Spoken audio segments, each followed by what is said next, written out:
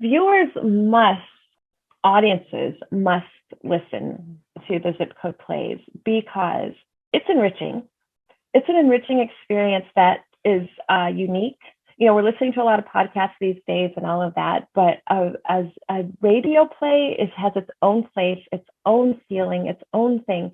And all of these stories have something unique to say. So I would say it's a must because um, to kind of give yourself something different to do, like literally creatively, but also to support. I mean, man, like so much work has gone into this, and it's theater, and going through us having no theater, you know, this is what we did, and so I think it is a must. It's a must to support and be there for all of us. My name is Pepper Chambers, and I am the writer of the zip code play 90027 Griffith Park, The Fire in Between. And if you would like to learn more, please listen to more of this conversation. So writing the second zip code play with Antaeus, the experience having gone through the first to the second was that I knew I knew the value, I guess, and the beauty of what sound can do and can bring. And so that particular play is called The Fire in Between, and it's about the Griffith Park zip code. And so making a short story, is there was a fire that happened in 1933 in Griffith Park. And so as soon as I learned that, all I could hear was the sound of the fire, and like how much fun, for lack of a better word, that Jeff would have with creating that world. So it really, what I learned for sure was like, oh my gosh, how just the tool, I guess, like what the beauty of what sound can do, and wanting to write to that. You know, other times you're writing for the actors or you're writing for the story, but man, I was like writing for how can we make the sound be gorgeous. So the story for The Fire in Between for Griffith Park, it came from at the time as well. You know, in Los Angeles, we're kind of constantly um, having stories, headlines about fires, and so I thought, oh well, I literally Googled. I believe I Googled what was the worst fire in Los Angeles, and that came up, and then blew my mind. So the story is that again, it was 1933 October, and this was during Santa Ana. There was a Santa Ana that day, and it made it a perfect storm, unfortunately, for this fire that happened in kind of a valley within Griffith Park. And it was during the Depression, and so these men were a part of a work relief program, and they were there, you know, just trying to work. They weren't like forest people, they weren't firefighters, they weren't anything. They were just men from all backgrounds working. And then this fire started, unfortunately. And so the reason I had to tell the story is because as I dove into learning more about the men who lost their lives, I learned about them. So I learned that there were Black men, there were Russian men, there were, you know, like all these, there were men from Puerto Rico, but on their birth certificate, I found their death certificates, and on their death certificates, it just said Mexican. And so this concept of like, these men were people who lived lives, and I wanted to just do what I could to show who they were, you know, with the time and space that I had. So it was important because it's a Los Angeles story, and it's important because the identities of these people, I wanted us to know about them. So the main story arc is that these two gentlemen meet on their way to the job site, and one gentleman is Mexican and one gentleman is Black, and they're driving through Los Angeles. So from kind of like Inglewood area and coming through Los Angeles, and you get this feeling of driving through the city and getting all the way to this park that many of us, you know, like how often do we even go to Griffith Park? We kind of take it for granted that it exists. So it is kind of the story of two men getting from different backgrounds, getting to know each other and seeing their similarities and their differences, like recognizing both of those things, and then getting to the site and having to deal a little bit with racism. I didn't want that to be the main thing because we know it exists, so I didn't need to talk about it so much, but show that they are dealing with racism at the time, but also the humanity of being people. And then also I brought in this element of nature. So I wanted to pay homage to the I want to say indigenous, I hope that's correct, the indigenous people of Los Angeles, which is the Gabrielino tribe.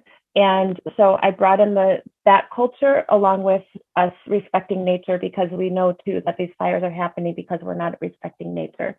So it's this concept of life and friendship, and then of course death.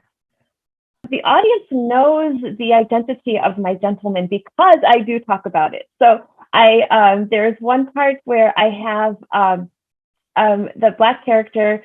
He's trying to speak Spanish, and the guy's like, we don't need all of that. And so I try to creatively show who these people are through moments, and then with the other gentleman being Black, he says it. So I was pretty much like kind of say it, but then and then I talk about their experiences more than like the color of their skin or anything like that. So I just kind of bring up what they're going through to identify what their ethnicity is. So the actors, the director, and the text behind this play, they're all, of course, fantastically amazing people, and everyone brought something so special to it. So my director was Ron Drell McCormick, and he goes by the name Drell, like you can call him Drell. And it was our first time working together. Antaeus paired us, and oh my gosh, this guy, he's so introspective, down to thinking about fabric. Even though it's a radio play, like what kind of clothes would the gentleman have been sitting on in the bus on their way to Griffith Park? And he was so into detail in the way that I'm in the detail, and we completely clicked, and just fantastic amazingness. So Ron John McCormick was insanely fantastic. And then our cast was Peter Mendoza and Gerard Joseph and Mark Dorr. So Peter played the young man that he's married to a woman that wants to be famous. Gerard has a baby on the way, but he doesn't know that that's just what he wants, but he just wants to live life. And then Mark played the captain guy, and he's the one that puts them to work. But he was in the war before, so he's got this concept of what it really means, like life and death and fighting in battle. And so I bring these three men together in a moment where, again, I talk about humanity a lot, but where they really needed to be people in order to look at their own survival. And one other thing too is I try to always bring women into my story, and so this is kind of one where it was this all male cast, and I don't know, I'm just bringing it up because I am cognizant of having female characters, and then I'm like, well, I guess I'm the one representing for this one. But those guys were great. And we cannot forget about Jeff Gardner, who does our sound, and he's a sound designer, and just he does a lot with Antaeus, and actually around Los Angeles quite a bit. So he's just one of those sought after people that is so insanely talented at what he does. He just understands bringing in layers and beauty and using sound to the best it can be. What do I want for the audience? What I want for the audience to get out of this particular zip code play, The Fire in Between for Griffith Park, is two things. One is history. Los Angeles has so many stories, and this is one. I moved to Los Angeles in 2004, and I'd never heard about that story. So that's one thing, just knowing that this is another thing that happened in Los Angeles, as tragic as it was. And the other thing is that, with my art and the way that I write, I do try to shed light on topics. So this one was definitely about race and because of where we came through 2019, 2020, 21, and everyone being so polarized, and you're this and you're that. And I just wanted to be like, we are different, and we must be different, but we have so many more similarities. And let's just please focus on the goodness of each other. And that's what I want people to take away from this as well. When I listen to the third season plays with the zip code plays for Antaeus, I'm listening for all the fun technical stuff. So I'm really listening for like, oh my gosh, what did that writer write, and what were they trying to accomplish with the sound, the sound. And then I'm also listening to how the actors are interpreting this very brief moment. I mean, the recordings happen so fast. I think you get like to one rehearsal maybe, and you go. It's a very short process. So I'm listening for how quickly they are able to adapt to what they've been given and just shine in their talent. Like the talent is so incredible. It really is. And that's one of the fun things to listen to. Again, I talked about imagination earlier, and it's so fun to hear how people are, in this booth and just using their imagination to make things come alive. So I'm listening for that creativity, and I'm listening to what the writer, what they probably intended for us to experience. So if people don't know that the Antaeus also creates the zip code tours. So for each season, there is a tour that you can take that is related to the particular play. So it is super cool because you're on it and then you're learning different things about the area. And again, I talk about us knowing, what we know about Los Angeles and the things that we don't. And these tours are so much like, oh gosh, I didn't know that. I didn't know that. And it's fascinating. It's just the coolest thing. I think it's so creative, and what a great idea. What a great accompaniment to get to hear this fiction. Some things are fiction, some things are like mine based on real things, but then you get this tour that shows you the real things, and you can just go there and do it. And it's I think it's fantastic. Audiences must listen to the zip code plays because it's enriching. It's an enriching experience that is unique. We're listening to a lot of podcasts these days and all of that, but as a radio play, it has its own place, its own feeling, its own thing. And all of these stories have something unique to say. So I would say it's a must because to kind of give yourself something different to do, like literally creatively, but also to support. I mean, man, like so much work has gone into this, and it's theater, and going through us having no theater, this is what we did. And so I think it is a must. It's a must to support and be there. This has been fun. My name is Pepper Chambers, and I am a playwright with Antaeus Zip Code Plays, season 2 and 3, thankfully. And please go listen. Please visit the website. Please listen to all of the plays. You will not be sorry, and you will learn something, and you'll be entertained. And when you feel safe, when you feel good, please, please go back to theater.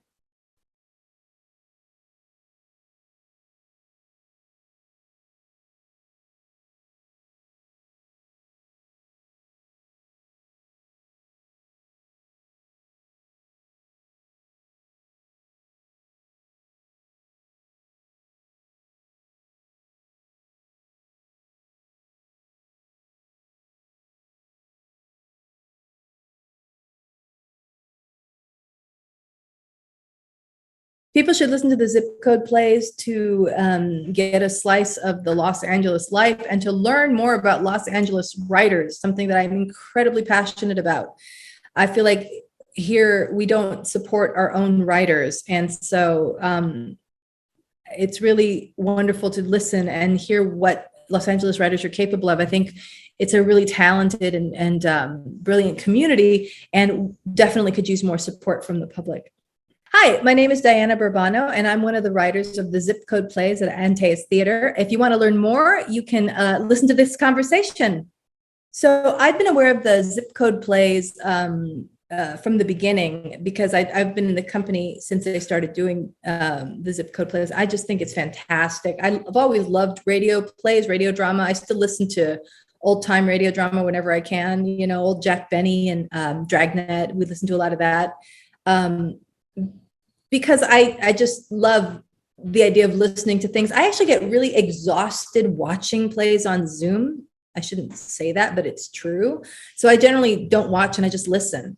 And I get everything from just listening to it, even though there aren't any of the special effects or anything like that. I love listening to work. And so the Zip Code Plays is all these beautiful little dramas and comedies, but it's all sonic, and it's just a place to breathe, I think. And it's so magical, and they've been so interesting. And the fact that it's all about LA, I mean, it's a complete hook for somebody like me who's lived in LA for so long. And I absolutely love it here. Even when I find it makes me a bit kooky. So my piece is Hollywood 90028 and Marie Dressler, good gal. Marie Dressler was she was a performer in, she was actually a performer for a very long time. She was in vaudeville before she was in silence, before she was on Broadway, before she was in the talkies. And she's one of few actors who actually made the transition from every level of that thread. I mean, she started in vaudeville, right? I mean, if you're a stage actor, you know, there's something about being on stage and the vaudeville, having to control an audience. I mean, especially if you've ever done children's theater, it's like you have to be so vivid and so alive and so like almost out there to control an audience like that. So Marie does that. And but somehow she also manages to transition to the smallest acting that you do, which is on stage in the talkies, you know. And she becomes a box office #1 box office star. Now, the thing about Marie, she's not what you would call conventionally attractive. She was always a character woman. She was always considered sort of funny looking and always joked about the fact that she was ugly, that her father kicked her out of the house for being ugly. But audiences adored her. And for me, especially during the pandemic, especially as I'm looking at my career as an actor, which I still, you know, I have a massive love-hate relationship with, I just thought, to me, character actors are really special actors, right? A lot of the times they don't get the same kind of accolades. They don't get remembered. They're maybe less of the history. But the character actors are the ones who make the movies. They bolster the leads. They carry the plot. They move the story along. They tend to be the ones that the audience can connect with more than these beautiful, glamorous movie stars who are in the center. It's the character actors. I've always thought that. And so I wanted to write about this particular character actor because I've always loved her. I've always loved that period of time. I've always loved early movies. And because the zip code plays are about Hollywood and about Los Angeles, I proposed that as a way to, you know, let's look at our history, you know, because sometimes we in LA are like, we don't have history. Well, we do. I mean, I could go on forever. The history of Los Angeles and the movies is so interesting to me. In 1910, when it was D.W. Griffith did the first silent short here. I think it was called The Old Californian. It was a 17-minute short. That was in 1910. And then by 1914, Cecil B. DeMille makes a full-length movie. And then by 1918, it's a conglomerate. It's like 8 years is when Hollywood became Hollywood. And there's just so much about that period to mine and to look at and to poke around in that I've always just been excited by it. And was thrilled when they said, yeah, write about that, write about early Hollywood through the character of Marie Dressler. The main story arc of Marie Dressler, Good Gal, it's about this character actress, Marie, and she is filming a movie. She's come into her dressing room to take a break, and she's talking about her life. It's very much sort of a biography. She just goes through what I just mentioned about the early Hollywood, about being a vaudevillian actor, about how she feels about it. And there's a secret that's revealed at the end about why she's compelled to tell you this. And Marie, it's a one-person piece. It's a monologue. And in it, Marie is looking for an ear, looking to leave some of herself behind, looking to make sure that people remember who she is. The main actress in this piece is Julia Fletcher, who is a really fantastic character actor with an amazing sort of smoky voice. And I think she wasn't doing an imitation of Marie, but she embodied the things that I most loved about Marie, which is the humor, the self-deprecating humor, the self-knowledge, but also like the self-worth that Marie had. So Julie was incredible in the part. My director, Cameron Watson, shared with me a love of old Hollywood. And I think that's where we sort of bonded right away, is that Cameron and I could talk about old Hollywood, I think, for a really long time. And I hope someday I can actually meet him in person and we can sit across from each other and just gab about all the stuff we love about Hollywood history, because I would love that. but it was just a treat to have somebody who really knew that subject matter direct it, because you could feel the love in the direction. And I do have to say that the most incredible thing was our sound. I think one of the strengths of the Zip Code plays too is Jeff Gardner, who does all the sound. It's a masterclass in how to build a set sonically, and to bring the audience into a space when they can't see it, and it isn't really described, is it? You only hear it, and it's such a masterful thing to be able to do, to create a world just with noise and sound and music. And I think my piece is fairly simple, but it's so clear and so in the period, which was important to me and to the piece. You know, the actress smokes cigarettes, the walking shoes, or it's a certain kind of shoe that she wears. So when she walks, you really hear that.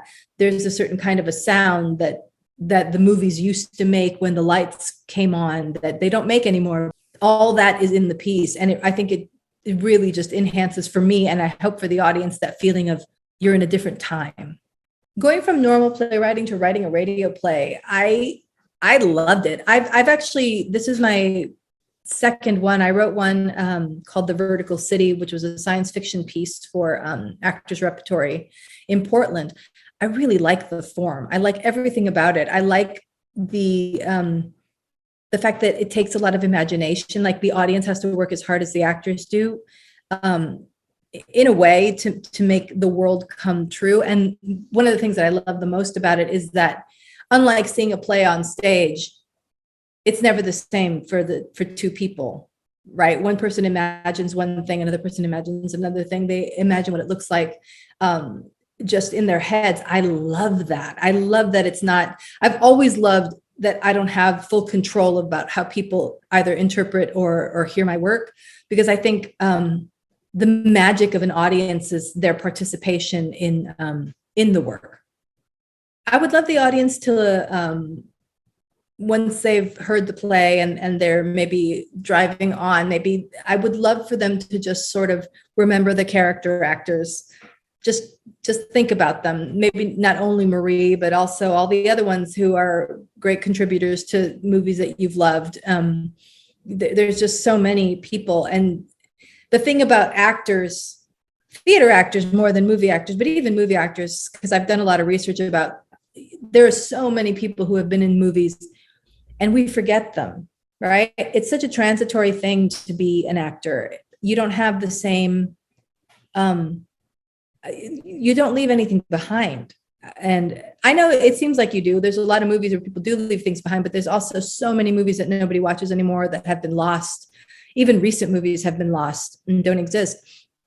So for me, it's always like a little, that whole Clarence gets his wings thing, where if you think of an old character actor and it makes you go and look them up and maybe see if you can find one of those movies, then I think I've done my job.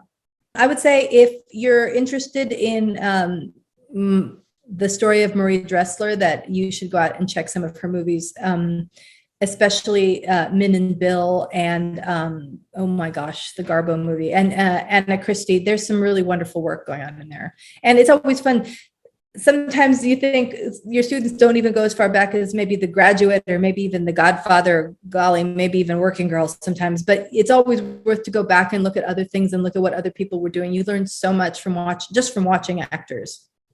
What do I look forward to when I listen to Zip Code plays? I love being immersed in story. And I love just taking a moment for myself, taking the time for myself to listen to something wonderful. And I'd much rather do that. And to be honest, I'm in the car so much that the plays like the Zip Code plays just make it easy to get from one place to another, because I'm in another world, but I can still drive. Places like Antaeus Theatre Company are local theater companies for the community. And I think it's important that we have the voices that are right in there in the community for people to go and access and see. I mean, if we don't support our smaller theaters, then we will lose a pretty important voice And because the smaller theaters are the ones producing more diverse playwrights and more diverse stories you're not going to see on the main stages, stories by women. So if you cut off the small theaters, you're going to cut off a lot of voices. So they're always worth your support. And I would say, even as an audience member, you can get involved, you can get involved. You can start, come be an usher, come work the box office, and then decide you want to write something, go take an acting class. I tell everybody to take an acting class. Not only will it be the most fun you'll have in your life, and you'll meet some wonderful people, you might spark something. And I love acting. I love theater. It's really fun. It's just a fun thing to do. I won't lie. So maybe it's not the most noble, or, we're definitely not curing COVID, but we are bringing joy to ourselves, which sounds a little bit selfish, but I wager that a lot of us could use a little bit of joy right now. Hi, everybody. I'm Diana Burbano, and I am the playwright for the Zip Code Plays 90028, Marie Dressler, Good Gal. And I just want to invite you all to take a listen to the play and to listen to all 3 seasons. I think you'll find them really exciting. And as a matter of fact, we've been up for an audio award for Best Podcast. So we're all super, super excited about that. And I think you will be too. See you at the theater.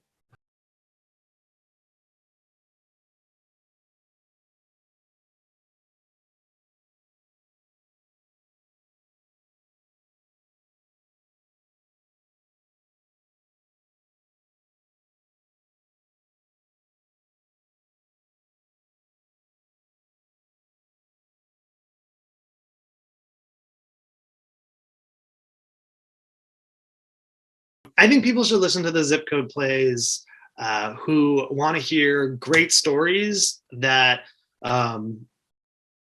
really explore every facet of living in Los Angeles, which is one of, in the 4 years I've lived in Los Angeles, I've really come to appreciate just its incredible complexity and strangeness. It's a very strange town. And it's got such a rich history. So many different people have passed through here. So many different types of communities are rubbing up against each other in Los Angeles. So it's this real stew. And I think sometimes the best way to know a place is to explore the fiction about it. And the Zip Code Plays are a group of plays by contemporary writers really trying to get their hands and minds around one particular part of LA. And so it's just a really great exploration of the city and its people and its drama. Hi, I'm Daniel Hirsch. I'm a playwright and screenwriter who wrote for the 3rd season of Antaeus Theatre's Zip Code plays. And if you want to hear more about the Zip Code Plays, listen to this interview. I heard about the Zip Code Plays the first season of them, and I gobbled up season 1, and again was just so I love the format. I used to do a little bit of radio in college. I've always kind of been a fan of radio dramas, and I'm also someone who loves learning about different neighborhoods in a city, loves learning history. So it felt like such a great format to illuminate different parts of LA, sort of unheard stories of LA and different histories, and also a fun format to work in. I hadn't really written a play strictly for audio. I was really, really excited about the prospect of collaborating on this and working on my own script. I knew right away as soon as I heard that they were doing this, that this was something I wanted to participate in and come up with an idea for. So I actually recently moved to this zip code. I'm not technically in the neighborhood that gets called Frogtown, but I'm right across the street basically. And it's such a fascinating neighborhood. There's something so LA about it. There's something very strange about it. It's this very geographically isolated neighborhood. Basically the 5 freeway is one border and the LA River is the other. So it's just this little sliver of land between Silver Lake and sort of Glassell Park, Glendale, Atwater Village. And it's very geographically isolated. And it's also a neighborhood experiencing like massive gentrification right now. It's historically been an overlooked neighborhood. But like much is happening and changing there, including these like big ecological changes. So that section of the LA River, there's been all these efforts to revitalize it, regreen it. There's plans for like big parks a la the High Line in New York, in Frogtown, which I'm kind of lost track where they are in the development. And I think the pandemic probably threw things off. But yeah, so it's a neighborhood that's experiencing massive change that is both sort of sociological and ecological. There's really an effort to deal with the river in a new way. And so I've been really fascinated with this neighborhood since I heard about it when I first moved to LA. So I knew I wanted to do this zip code when there was a call for proposals from Antaeus. And then I just Googled, I just hit Wikipedia, read through old LA Times articles to sort of find an interesting nugget about Frogtown's history, to try to really figure out what my in was. And I came across this article, I think it was from KCET, about where the name Frogtown came from. And the name Frogtown truly did come because every year there would be a seasonal infestation of these little frogs or toads. People aren't quite sure what they were. And I was like, wow, that's crazy. What happened to these frogs? And like, I think about in the 80s or 90s, suddenly there was no more frogs every spring. And it's unclear exactly why. And I just thought that was so interesting. That was like a perfect little nugget of neighborhood history to dive into and explore. And thinking about the massive sociological changes and ecological changes happening in the neighborhood, and thinking about this history of Frogtown, where it came from, the development of the neighborhood, those like things all merged together. And landed on this play about new homeowners.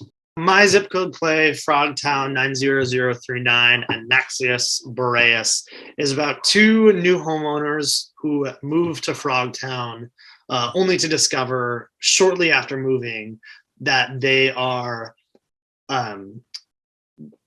experiencing a massive biblical scale infestation of tiny little amphibians, these frogs, inhabiting their new home. So we kind of watched this couple, Issa and Hannah.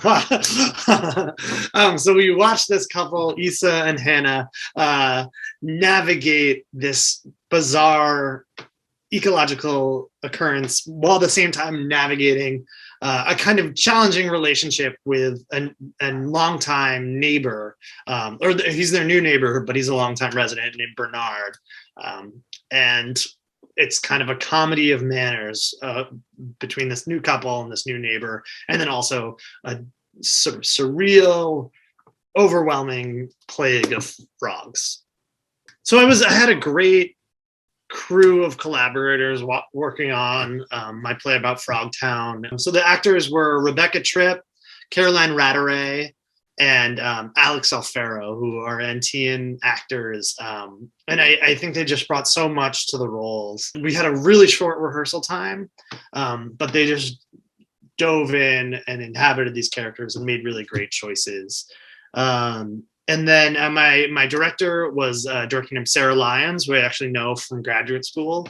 And they, again, like with limited rehearsal time, really deconstructed the material and built it back up again with the actors. Because I mean, all of it took place on Zoom. So like we have this in the center of the play, there's a long-term relationship, and you have to feel the long-term and intimacy of their connection very quickly in the course of the play. And so that all happened on Zoom in like a very short rehearsal time. And then Jeff Gardner was our incredible sound designer. He designed all the sound for all of the zip code plays. And yeah, I mean, I like when I was writing this play, I was sort of nervous. I was like, is this too big? Like there's at some point there's frogs coming through the walls because like there's so and there's a huge thunderstorm in the middle of the play. And I was leaning on that stuff because I was like, this is what audio drama can do that maybe like a stage play can't. It can do these big sound effects and put you like in a different world. And so I was a little sheepish when my first draft.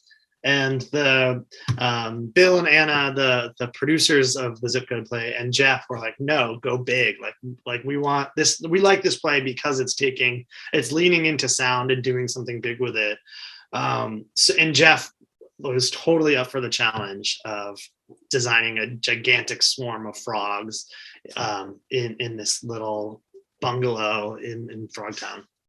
So I think there's a lot of things that are really different about writing just for audio versus writing for stage. But I will say the core element of like knowing who your characters are and knowing what the story is shared universally throughout all types of dramatic writing. So in some ways it was really, I was working with a set of constraints. I was like, okay, 3 characters in somewhere in LA, like, and that is very similar to writing for a stage. Like you're like, okay, I have a cast of 4 and like limited sets. Like, what can I write?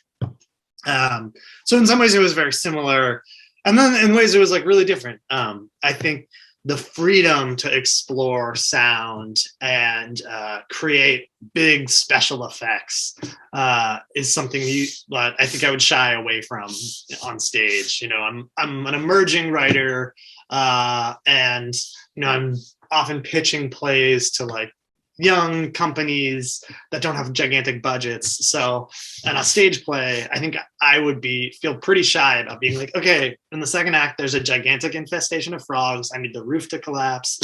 And I need it to be like flooded with like swamp water. I would never write that, or like I would be very careful about including that in a stage, because I think at this point in my career, I want plays to look producible. I want a theater company to be like, oh, this is within our ability. But with sound, I could go kind of ham. I could go big with it, because Jeff Gardner, our incredible sound designer, has a whole library of sound effects that he could layer in. He could amplify. He could make strange. So that was really fun to get the chance to like have special effects in my work. And then I think and then there's like little things that are I didn't think about when I first started writing that I learned about as I was going along and when I was getting feedback from Jeff. And that's just like placing people is like a thing you have to think about when you're writing an audio drama. So like if I had a scene where these 2 characters in a room, like I, as the writer, sort of had to figure out like how far away they were and when they came together and when they like were apart, just because like it impacts the quality of the actor's voice. If they're entering a room, they have to lean back from the camera and then push in.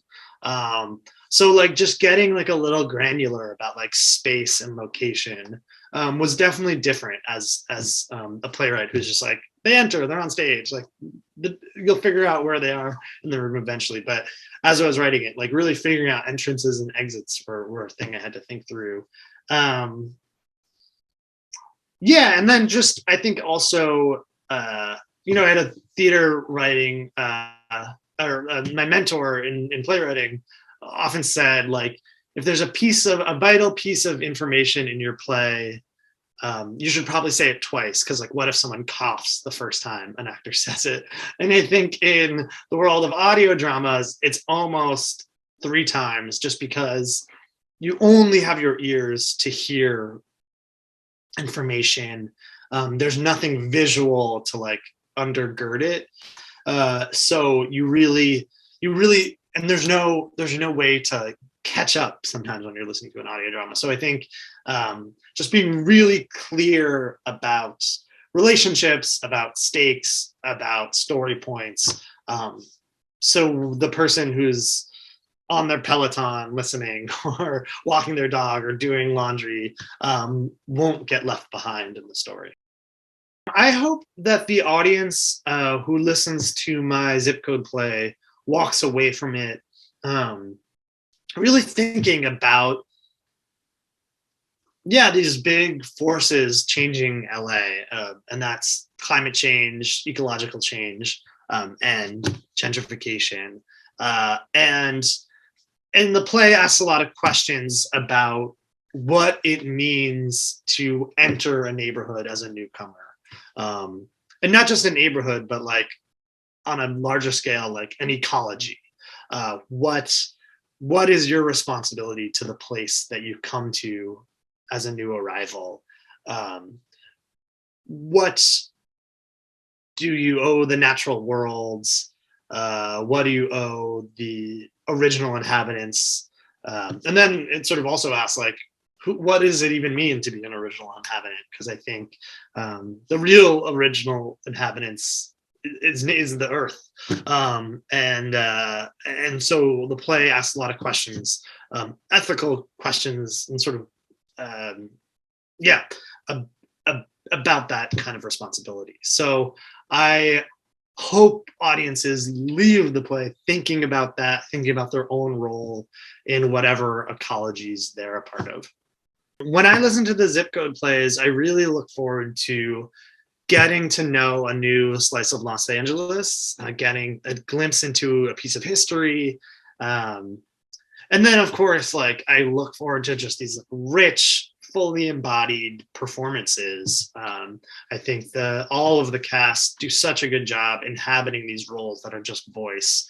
And so I look forward to spending time with like fully embodied characters that are just voices. And and just like I love the use of sound, and I love hearing how Jeff and the whole creative team makes a world that feels like totally immersive and grounded in reality, even though it's all sound effects. Companies like Antaeus is so important because they're hubs of community. And when you have a theater in a downtown Glendale, people are going to go to it, and then they're also going to go out to dinner, and then they're also going to congregate in your public spaces. And without that, you have a void, and you have there's not places for us to get away from Zoom, get away from our homes. And I think in the last 2 years, we're like in a mental health crisis because people are trapped at home. And I think we've seen how vital it is to congregate, to commune with others. And spaces like Antaeus that represent a wealth of voices can be that communal watering hole, that place where people congregate. So I think supporting theater, supporting local theater is so vital for community health. My name is Daniel Hirsch, and I'm a playwright with Antaeus Theatre. And I encourage anyone who hasn't done so already to listen to season 3 of the Zip Code plays. See you at the theater.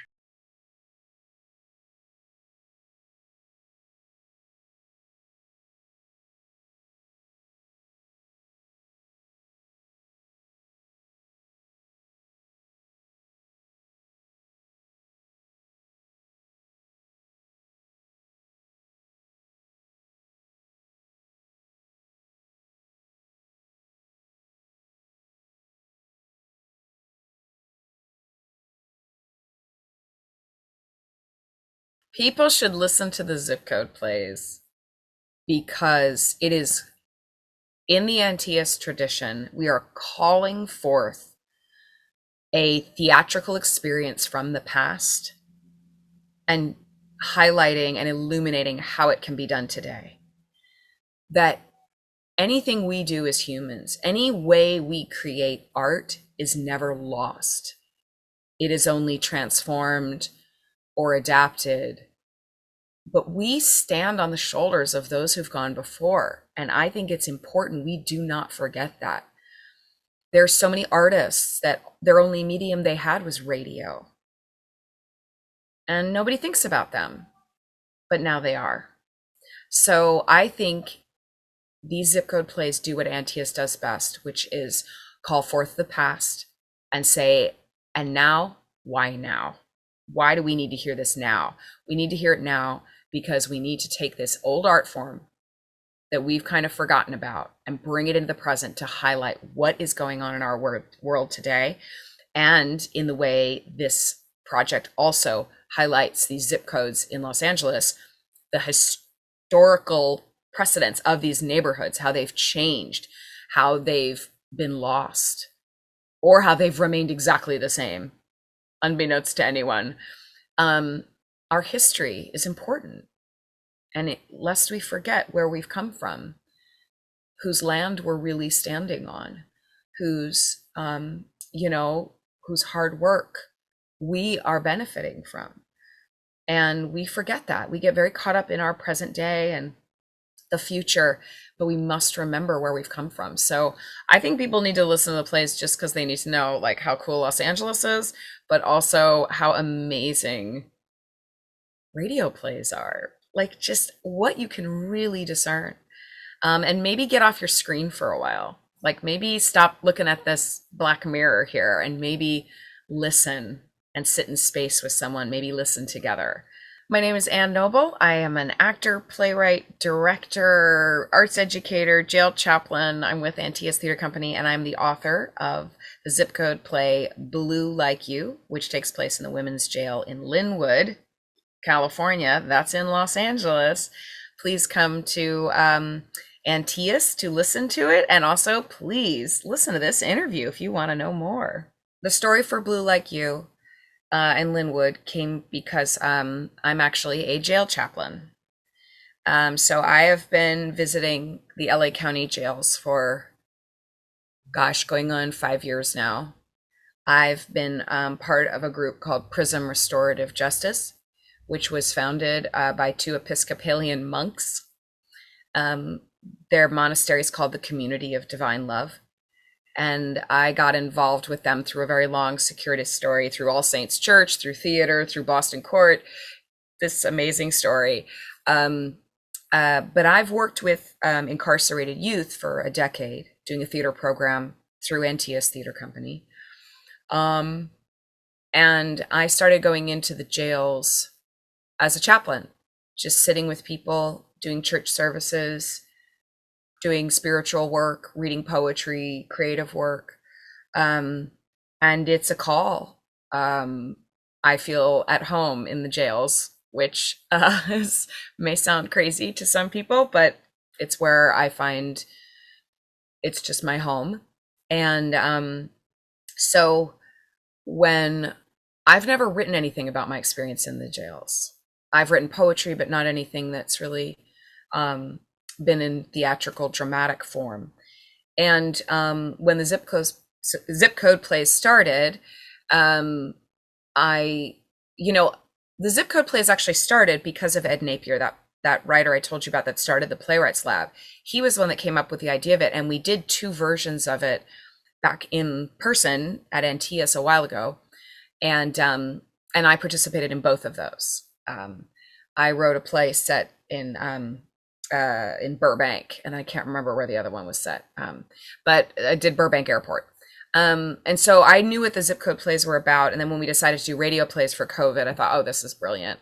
And I didn't submit initially to write one. I was busy doing other things. And then when the second round came about, I pitched Inglewood. I was like, nobody knows that this women's jail is right in the heart of Inglewood, and where the Rodney King riots were.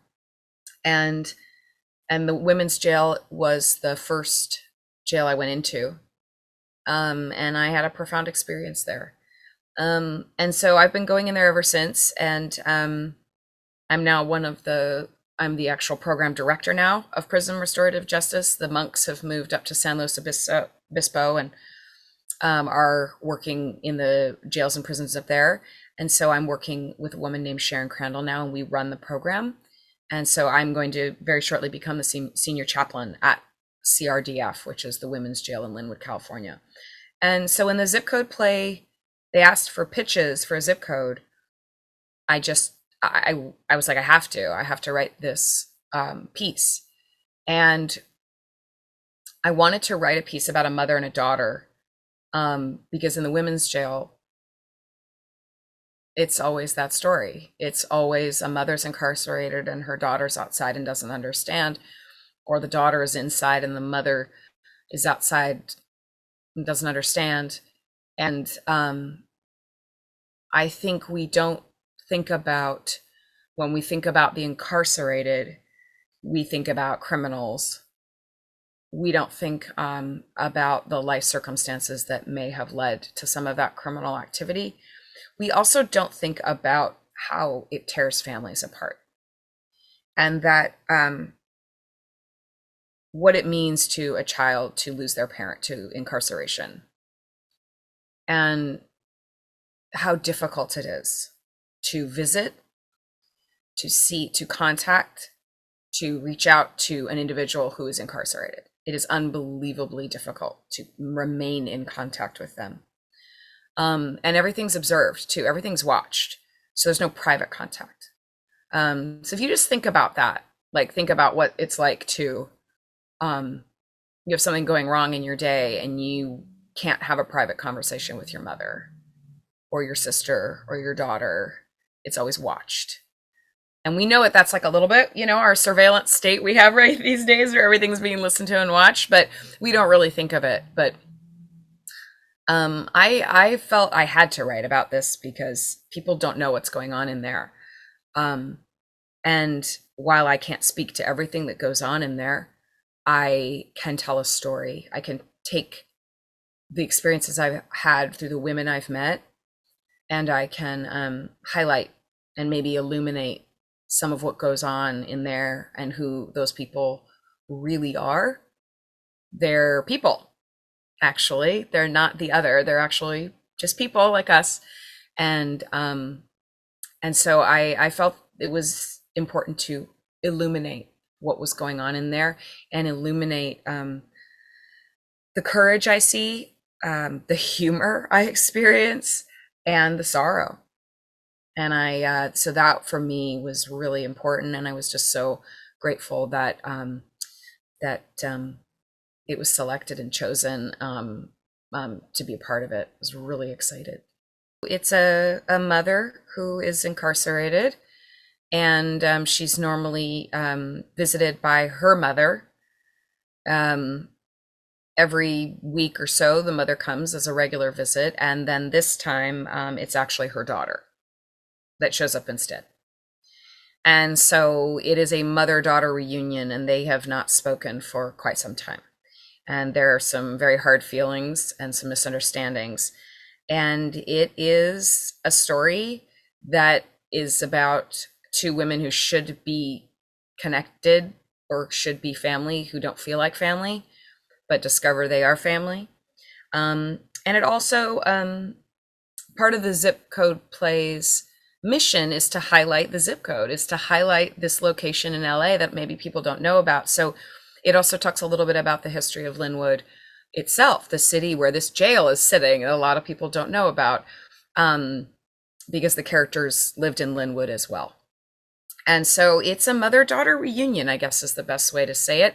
It also does highlight some of what goes on in the jail, some of the rules and what people have to deal with there, and some of our misconceptions about what goes on in there. But it's all told through the eyes of the mother and daughter. But the play is also set from the perspective of the mother. So a lot of people don't think about this, but in a radio play, you actually have to think about the camera. Where is the point of view?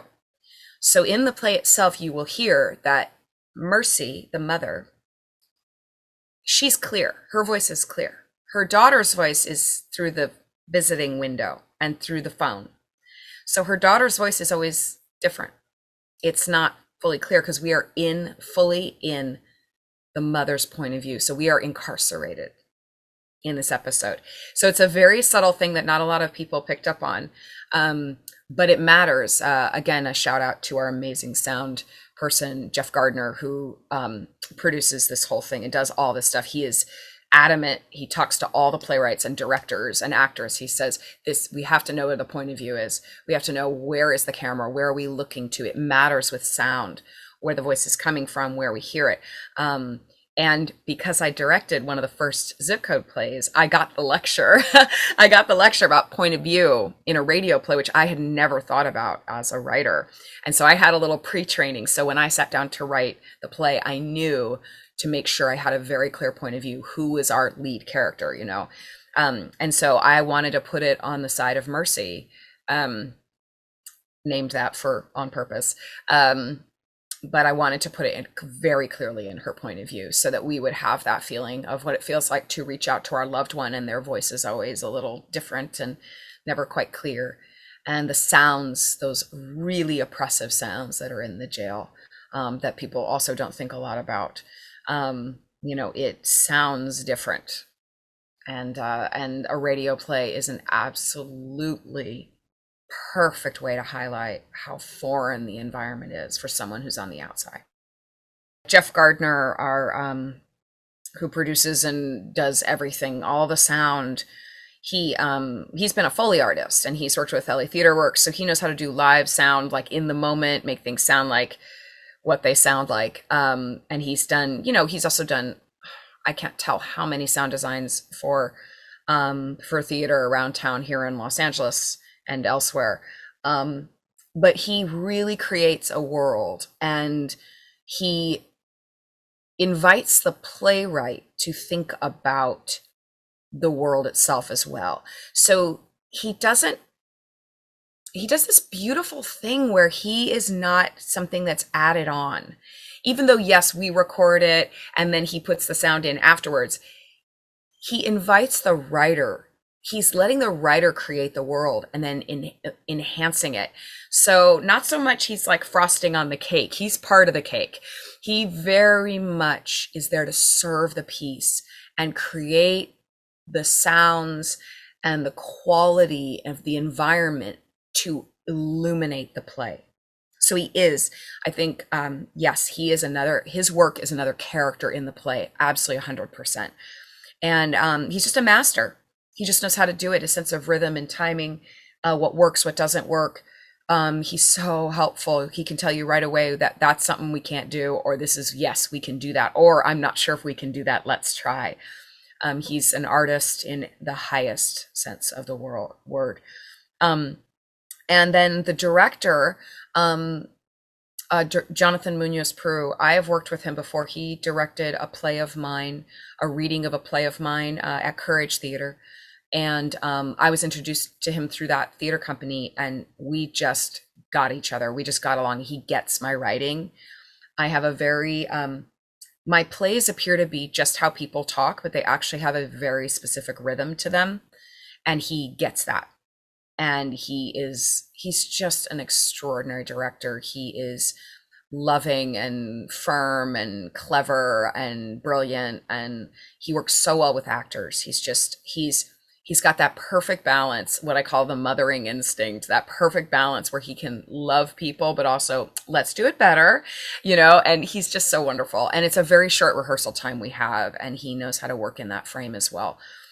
He's just, you know, he is also a brilliant artist and also just a total pro.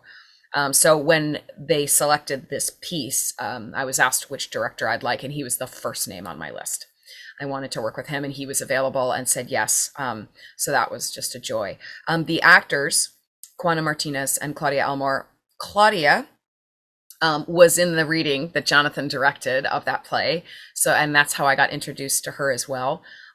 She also then, when I was casting for Antaeus, I brought her in, and she was in our production of Caucasian Chalk Circle.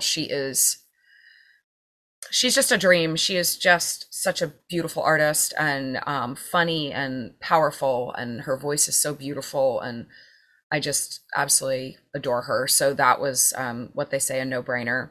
And then Juana, I've known Juana through Antaeus for years. We actually were double cast in the same role in Hedda Gabler, produced back in the old space at Antaeus in North Hollywood. So we got to know each other.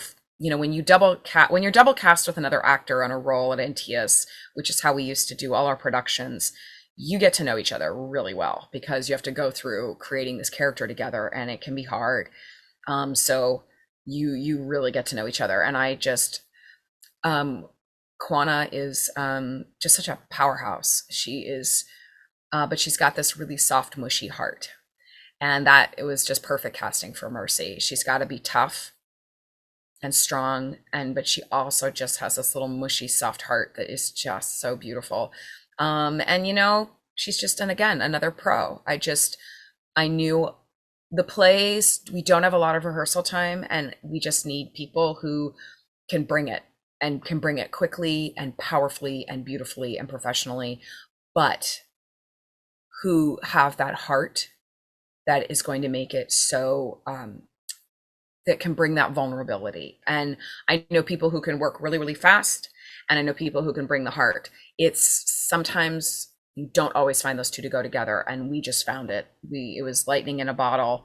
And when I got back the first, I was there for the first read through, and it was beautiful. But then when I got the first rough audio recording, I was just, I was so excited. It was just beautiful. And then everybody just came together so beautifully. I could not be happier with it. It's absolutely what I heard in my mind's eye that it would be. So the process was just, I was so blessed to have such incredible people. You know, for me, the difference between the radio play, the podcast versus an actual stage play, I mean, again, you can't see it, so you have to imagine it. But I actually it has a slightly similar quality to writing a screenplay, because when you write a screenplay, and I'm talking about the stage directions, right? The action lines, you have to write something that when people read it, so I'm not talking about what you'll see on the film. I am talking about when someone reads your screenplay, they have to read it and see it. So for me, I thought a little bit about when I write for film, television, new media, but they're talking it. It's not just, obviously you can't see the stage directions, but I thought about, I have to get people to see what they're saying. And so that's kind of how I thought of it. The difference is, obviously you're not communicating the story visually in what we see. You're communicating the story visually through what you hear.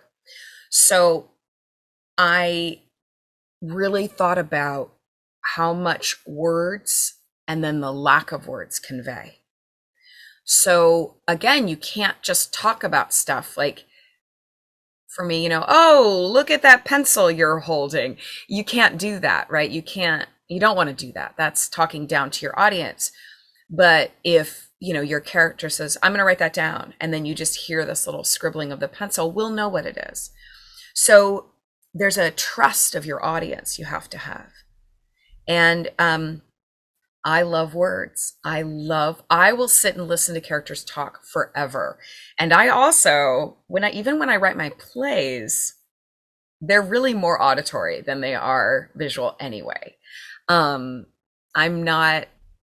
don't think in a visual way, like a Julie Taymor way. I don't think that way. I think in how words carry meaning, and not even words describing what we're seeing, just the way people talk, the way they run on their sentences and talk over each other, and they're really, really fast, and then they'll slow down because something happened, or they stop talking and there's a silence. So for me, it was really paying attention to rhythm, silence, and the tone of voice. So how people are talking, not just what they're talking about. And again, I think my skills as an actor, putting myself in the actual situation, like I act out all my plays when I'm writing them. I'll sit there and actually act them out. So I'll pick up the phone and talk. And as Jeff Gardner told us, people are in space. We're just recording their voice. They're in space. And I think we don't realize how much we're conveying by our tone of voice and what we say and what we do. I mean, if you really close your eyes and listen, you pick up a lot more than you realize you do. You know, we're so dependent on our eyes, but we don't realize how much we're actually hearing. I think the Zoom world has actually highlighted that, because the Zoom, even though we can see each other, the video quality is kind of flat. And sometimes you can't see people, but they'll go off video, but you can hear them. So I've taught a lot of acting over Zoom, and people get very frustrated because they sometimes can't see each other. If they're looking at their script, they can't look at the other person. And then I say, well, why don't you listen? Why don't you listen to their voice? What do you hear? I encourage a lot of my acting students to do their rehearsals over the phone, or to turn off their video and just listen. So for me, the difference was very subtle, and it really wasn't that extreme. I felt it was sort of right in my wheelhouse, because it's maybe, again, because of my auditory nature, but it's how I like to write as a playwright. I like words to convey. I guess it's a little bias I have for theater versus film. We can't compete with film in the theater. You know, we just can't. We can't set it in Arabia. We can pretend, which is its power. But so my feeling is, why try? Let's watch what the human body is doing in space, how they're transforming the world around them, but their voice. And by the voice, I mean the whole body. But words, just words. I have a bias for it, I guess. So I think there's something in the theater about the human voice, the way we express our words, and they become poetry. I think of it like one of my favorite musicals is Hamilton, and I've never seen it. I've only listened to it. But I know there's amazing choreography. I do know that. And I know visually it's beautiful. But the auditory experience, I was fully immersed and I was fully there. So for me, using our words in rhythm and poetry and telling a story just with words, I'm down. So I didn't feel it was that much different for me. I felt it kind of really settled in. There was a couple things I was like, ooh, gosh, I have to think about how I'm going to do that. But again, because I knew the environment I was writing in a jail, I know what that's like. I know the sounds. And you have to be very alert when you're in the jail. You can't just be hanging out. You have to be very attentive, and your eyes only go one direction. So you have to listen. It's really important. So I knew that environment, and I knew Jeff Gardner would be able to make it sound good. So that carried a lot of weight itself. Well, I hope when the audience listens to the play, I hope they maybe think a little differently about the incarcerated, about what that experience is like. I hope they recognize themselves in their own relationships with their family. I hope it tenderizes their hearts a little bit. I think those, two things, if we can recognize ourselves in the other, we have a chance to not other the other. And so for me, the play is not there to say, you should go into the jails, you should vote a certain way, you should do something that I think you should do. That's not my job. My job is to hopefully allow the audience to recognize themselves in these characters or this situation, and that will open their heart, which will then open their mind and their eyes or their ears to see and hear in a different way. That for me is the only way anything's going to change, because that inspires a human to start to make good decisions, as opposed to, this is what you should do. I really am not in the game here to tell anyone what to do. I don't think that's healthy. Then it's you acting out something you think you should do because I told you to. And I don't think that makes for good human beings. I think what makes for good human beings is a freedom to choose wisely. And I think we only are at liberty to do that when we see ourselves in the other. Because if we don't see ourselves in the other, then we're always under threat. And when we're under threat, we make very poor choices. We make closed-minded choices. We make fearful choices. But if we can open our circle a little bit, then maybe we can make some braver choices. We can maybe be willing to step out of our comfort zone. Maybe we could consider helping somebody that we didn't think about helping before, or listening to somebody we haven't listened to before. You know, I think a lot of us, oh, I'll donate here and I'll donate there, and that's important. But I encourage everyone to go to the places you're donating to, and to actually have a physical response and feel what it's like to be in a circumstance that you've not been in before. That's what I hope. And that for me is the only way I've seen people change, is when they feel, the old Coleridge quote, what comes from the heart goes to the heart. And that's what I hope. I love listening to zip code plays. First of all, just because I can listen while I'm stuck in traffic, right? Like I can listen anywhere, which is so beautiful. But I also, I love, you're just totally immersed. So the auditory experience is completely surrounding. Visual experience is only in front of us. You know, everything behind me right now, I mean, I can see it on my Zoom screen, but everything behind me right now is gone. Doesn't exist. Not until I do this. But auditory is 3-dimensional. It's 360 degrees. It's immersive. And sound is very important to me. As I said, my vision is terrible. So for me, what I hear is so important. And I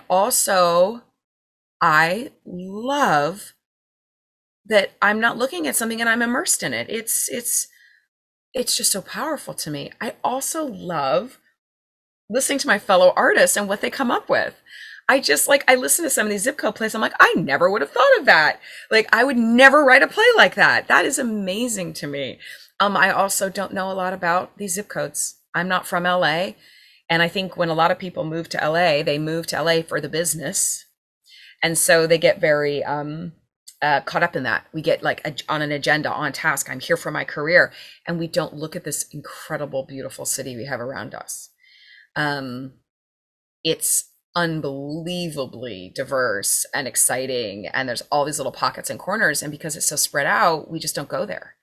We tend to stay in our little safe neighborhood, our little clique, or if we do go somewhere, we're going for an audition and then we come back, and we don't have time to explore. And so this project is offering people a chance to explore their own city that, we get so busy, we just don't have time to. So I love them. They are so funny and weird and unique, and every single one is different. Even some we've had repeat writers, they're totally different. It's incredible. I love it. They're so beautiful. I love the way they're orchestrated too over a season. I really do try to listen to them in order and hear how they progress and how they've been put together. And I love listening to Ramon, who does the narration in between, who's a very dear friend of mine. He also worked with me with incarcerated youth for years. And so he's a dear friend, and I love listening to his contribution and how they're really crafted all together. You can listen to one, but you can also listen to this whole evening of plays, or afternoon as the day would go on. So I love it. I absolutely love it. And it's opened my eyes to things I did not know about the city and about my fellow writers and all these other, some actors I've not heard of. I was like, who's that actor? I didn't know them. That's ridiculous. I should know them. And also putting together the different actors. Like, we have some actors in the company I've known for years. So the one I directed, the Pacific Palisades, I know Adrian, Harry, Nikki, I've known them forever. And then to hear actors together who've not known each other. So Quana and Claudia in my play, they've maybe met a couple times at Antaeus because Claudia did a show there and Quana's always there. But they didn't really know each other. So they had to build this mother-daughter relationship like that. And so that's also very exciting to me, putting together new actors who've not been together before. So I just love them. I'm so proud that we've done them. And it was such a wonderful thing to lean into during COVID, especially early on when we were I mean, things are uncertain now, but it was so uncertain and we just didn't know what was going to happen. It was such a beautiful place to lean into during those uncertain times. And I'm just so proud of all of us for doing it. I love them. Yeah, I love them. And people can listen all over the world. I mean, I have friends all over the world. They can tune in and listen. Theaters like Antaeus are, well, all theaters are so important because we need a place as humans to tell our stories and to tell them in a form, because otherwise it just becomes a bunch of Facebook posts. So what we're getting in our world today through social media is a lot of posting. So I'm expressing myself. The problem is my expressions are not being received in a way that I can actually experience.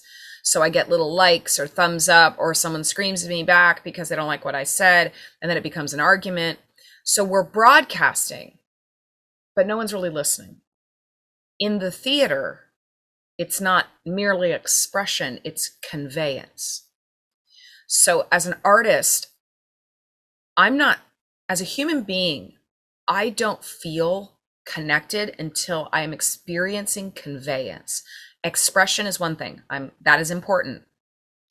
But when it's received by another human being and I see it being received, whether they like it or not, if they're like, ew, oh, wow, why, ew, why didn't you like it? That's when we feel human. And that's what a theater does. A theater is a place of conveyance of human expression. And if we are not experiencing conveyance, I think we die. I literally think we die. I think we starve and we die. And we turn into what we are experiencing in our world, where we're yelling and no one's listening. And so because no one's listening, we yell louder. But when you are in a theater experience, a storytelling experience, someone's listening, someone's talking.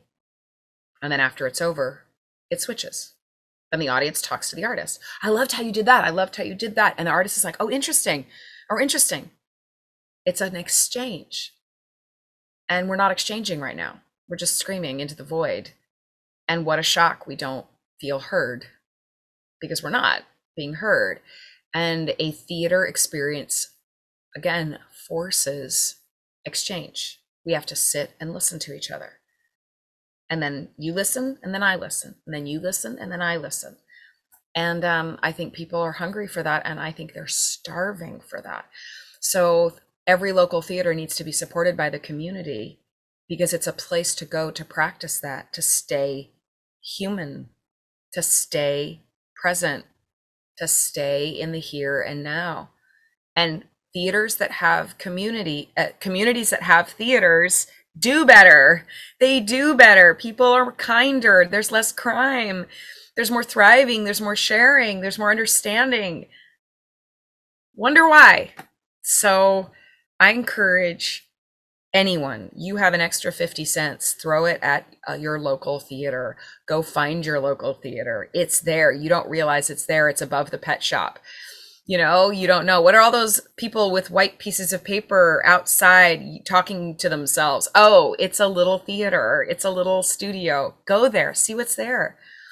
You know, it's so vital. It's so important. It's so important. We're starving and we need to feed ourselves. And that's how we feed ourselves.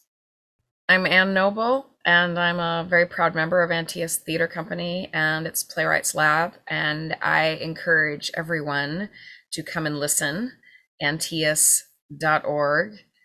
Listen to all the zip code plays. You will learn a lot about Los Angeles. And I would also encourage you to pay a little more attention to the incarcerated, to the houseless, the people that are looking for homes out on the streets, and the people you may not have such a fine opinion of. I encourage everyone to practice deep listening. And you can find me also at prismjustice.org. That's Prism Restorative Justice. We visit the incarcerated. And I would invite you to come check that out.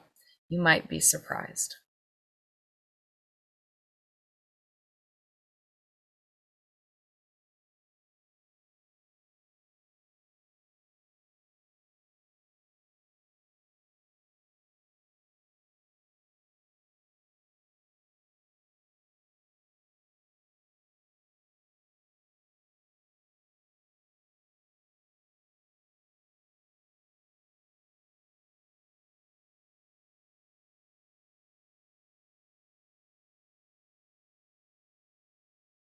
People should listen to the Zip Code plays to find out more about Los Angeles in a dramatic way. You can find out about Los Angeles in many different ways, but it's a great intro to be a fly on the wall in people's lives and in their most dramatic or comic moments. Not only, hear a compelling story and follow a journey of people, but at the same time, learn about a neighborhood. Hi, I'm Alex Goldberg, a playwright who wrote The Six Pianos of Miradero, which is part of the Zip Code play series at Antaeus Theatre Company. If you'd like to hear more, please listen to this conversation. So following the first season of the radio plays, and theater company would have events, salons, where they would do a listening party, and then they'd have a panel and discuss the play and that sort of thing. And following the first panel, a woman named Arlene Vidor approached me via email, and she is one of the board members or trustees of the theater company, and she's also a Glendale historian. And she said, well, the theater's in Glendale. We'd love to have a Glendale story. And I knew right away, she's the perfect person to talk about it with. And so I said, you tell me some ideas, tell me some stories that are important to Glendale history, and I would be happy to dramatize it. And so for months, she and I went back and forth, and she had some ideas, and all of her ideas were very good story ideas. But some of them either didn't resonate with me or weren't my story to tell.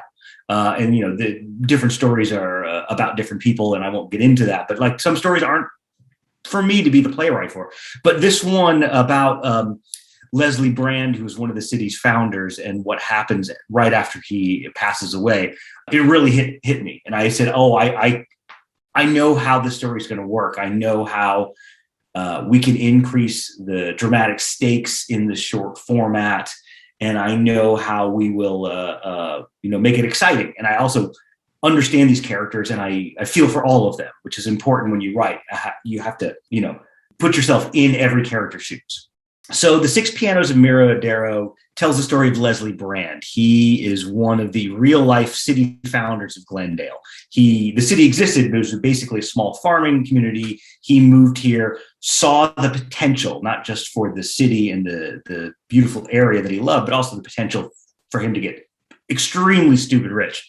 And he did just that. He bought huge tracts of land. He brought commerce to Glendale, brought railway lines, brought water, brought electricity, and then started selling off his land into subdivisions, became enormously wealthy.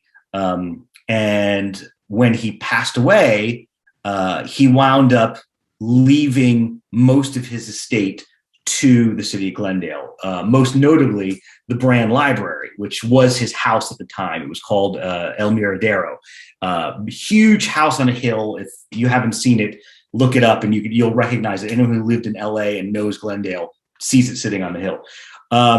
So it also learned in my research about him that he was a bigamist. He was married and then married a second time when he got a younger woman pregnant. So I guess in his mind, bigamy is less of a crime than having a bastard child. So he wound up marrying two women. And so this is a story about the reading of the will after he passes. And the people present at the will reading are the lawyer and his two wives, who discover each other's who they are early on in the story.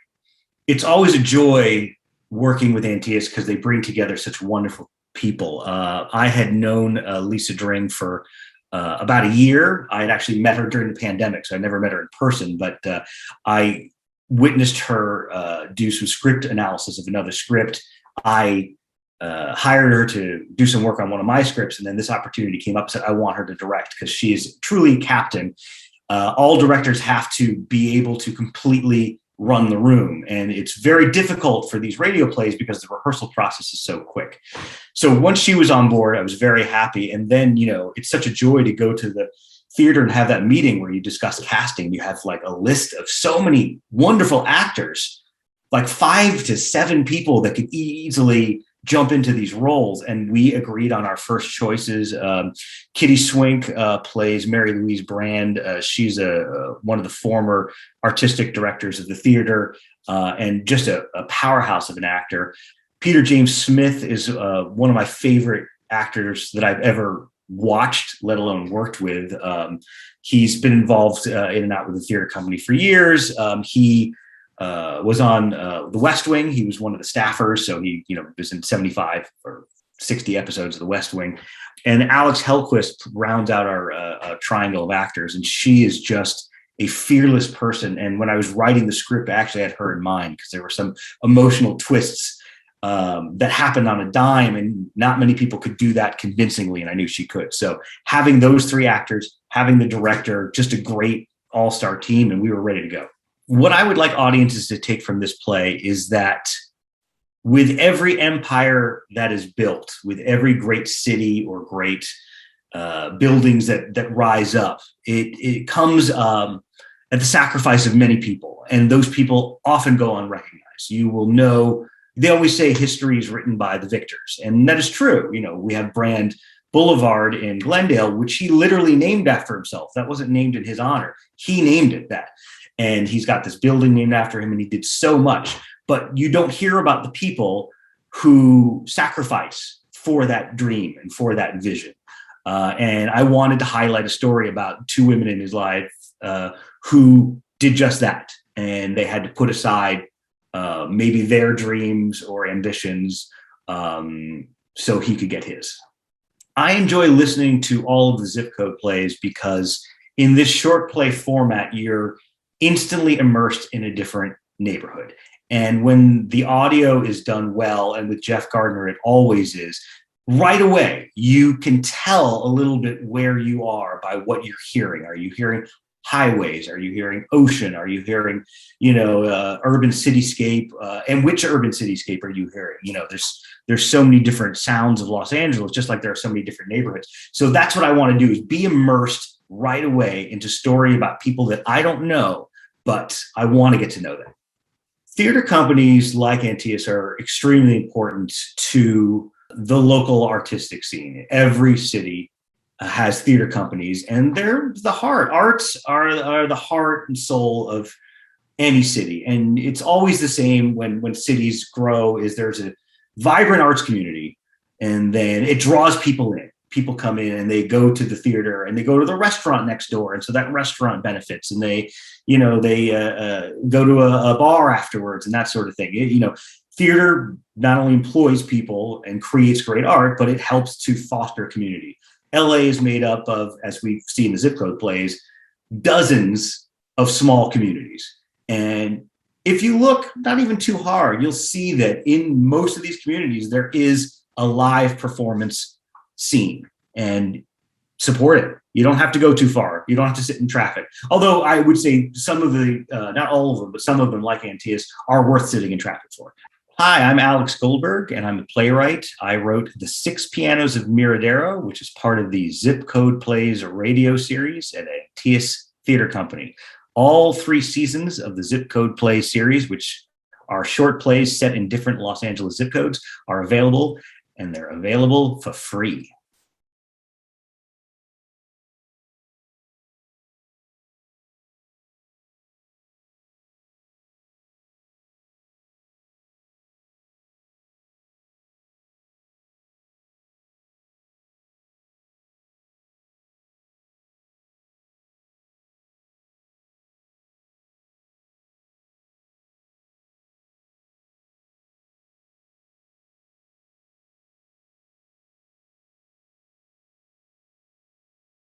I've enjoyed listening to the Zip Code plays. I've listened to all of them, all the seasons. And I think that when you are in this COVID world, especially, I've gotten into podcasts a little bit, which I hadn't before. And the discovery that you find out, but not only that, but in each of these iterations of zip codes, I've learned something about a zip code that I didn't know about, or either that, or it kind of, what's the word I'm looking for? It deepened my knowledge of certain parts of LA. I've been in LA for, it'll be 40 years soon. And I'm still surprised to find out new things. And I just found out a lot of new locations, and it was just fascinating. So I think one of the things that they have at the website is to do sort of a tour, an online tour of these locations, and I think that's pretty fascinating. I think a lot of people in LA could possibly know that there's sound studios all over Los Angeles, but probably a lot of people who aren't in the business don't know that the majority of them are in Burbank, those kind of things. Or, the Frog Town, that one in particular, that you learn about these frogs, and I just didn't know about that. So there's a lot of fascinating things. There's the new one. I first moved here and I lived in Glendale, and I went to Brand Park a lot. And there's one about Brand Park on this round. And it's just some fascinating history that I just didn't know about. And it makes you dig a little bit more, if you're a curious person, into, wow, I didn't know that. That's a fascinating story. And these group of writers have dug in and found some really fascinating stories in each of these zip codes. But I think also in them, there's a lot of lessons to be learned, whether it's tolerance or love, or any of these human emotions that we have. There's a lot in there that is discussed that I think will grab your heart, and in many cases it will make you laugh too. So I think they're just like little nuggets, especially again in this COVID world that we're currently living in. These little nuggets of escape, but while you're escaping with the humanity and these great performances and writing and directing, then you also you get some knowledge. Hi, my name is Steve Apostolina. I am the playwright of True Sound, zip code 91505. And if you want to find more about it, listen to this conversation. Well, I heard about it at the same time the rest of the lab heard about it. They were doing, because of COVID, they wanted to do something different. And I think Bill Brochtrup and Kitty Swink and Anna Rose O'Halloran came up with a very clever idea to do these zip code plays and do something different, because people were already very quickly getting Zoom fatigue. And so to do this kind of podcast drama, radio type play, I think was a great idea. So they put out a call to the lab members for pitches. And I didn't pitch, I just wrote a piece because I thought, I'll just write it. And I wrote it, and they chose 6 others. I think it was 6, just really, really good pieces in the first round. And then the second round, they chose this piece of mine called True Sound. And it was a great experience. It was a challenge. I'd never written for just the audio world in itself, but I'd been part of the audio world through voiceover for 25, almost 30 years. So it's a world I knew quite well. Like I said, I make my living doing voiceover, and I thought, I live in Burbank, and Burbank is probably home to, I don't know, I'm throwing out a number, but at least 60 and maybe 70% of the post-production houses that we use most often, and including places like Warner Brothers and we're close by Universal, and there's just so many post-production houses that happen here. And so I thought, well, a Hollywood story might be kind of interesting. And then I also thought about sound, because it was an audio play. And I thought, well, I don't want to do voiceover, but I thought Foley might be a good idea. And I'd been privy to a couple of Foley sessions. A couple of friends had brought me down to, I say down because sometimes they're often like in basements. And this studio happened to be in a basement, and I got to see how Foley was run. And I thought that might be a challenge, not only for me to write with all these sounds available, but to challenge our sound guru, Jeff Gardner. And he just did a magnificent job with all the sounds. I really challenged him with a variety of sounds, but incorporated it into the story. And so that was the inspiration, was to write from there. I don't want to have any spoilers, but I will tell you that it takes place on a late evening when they are working on a horror film called 13 Below.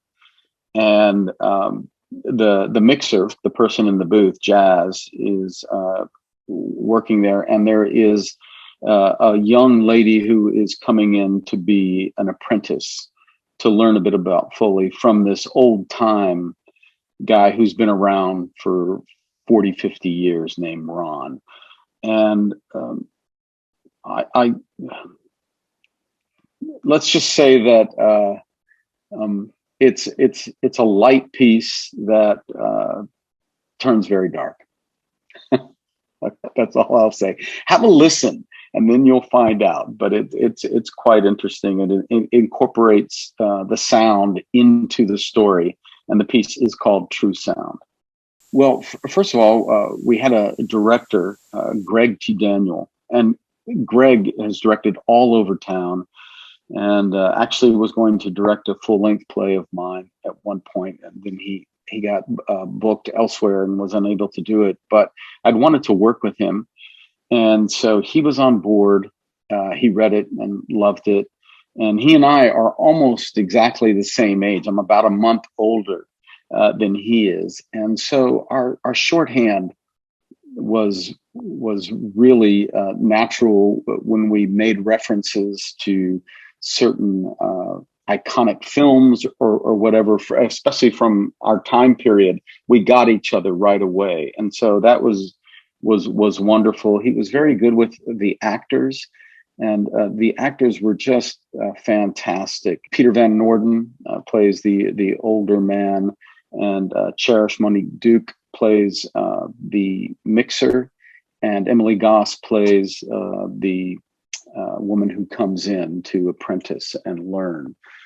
And we only had, I think, 2 total hours of rehearsal, but they worked so hard in that brief amount of time. And then you have to factor in that Jeff Gardner, the sound designer, Foley, everything sonically, he has to put his input in as well in these rehearsals to say, hey, have you thought about this?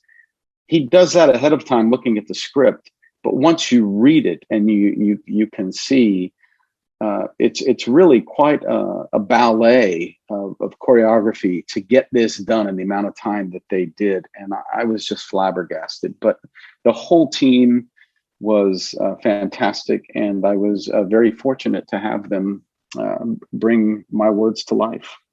The main difference to writing for live theater and for an audio play is that you have to, at least I have to, and I've only written one, so I'm speaking from a novice point of view, but in the audio play, you have to constantly pull yourself back and realize, okay, the audience is only hearing this.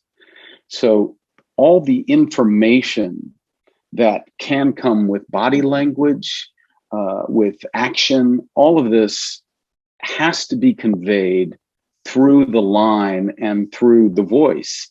And so there's a lot of things that you can do visually that you can't.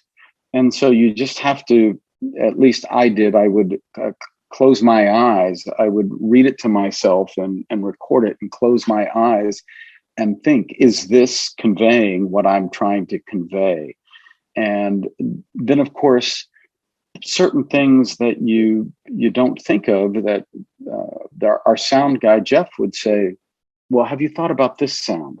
Because they're in this room, so we need to establish this room. Or this is in the booth, so we need to establish they're in the booth. How does that sound different? What are the differences? So it's a bit of a challenge, but it was a lot of fun to do. I want them to, first and foremost, I want them to be involved in a great story. I want to put them on a ride. And then, like most of my pieces, I want to surprise them. And that's one of the things that I tend to do is I rarely, almost never write with an outline. And one of the reasons I do that is because as I write, I tend to surprise myself by going in a direction that I had no idea that's where it was going to go. And sometimes it's, just a treasure hunt and it's fruitless, but a lot of times you go in a direction that you don't think you had meant to go in the original concept, and you find gold. So I really want to take the audience on a ride. I want them to be involved with these characters, and I just want them to be surprised in a good way, and hope they come away thinking, wow, that was fun and entertaining. And I think that's one of the things I always try to do in my pieces. I love to have pieces where people will talk about the ending or the theme after the show, but also, most importantly, I want them to be entertained. If they're not entertained, they're not going to be interested in the piece. So it has to be entertaining. Hi, my name is Steve Apostolina. My zip code play, 91505, is called True Sound. And to find that and all the other zip code plays, go to Antaeus.org. And under that, you can find the zip code plays. And I hope you come in and give a listen.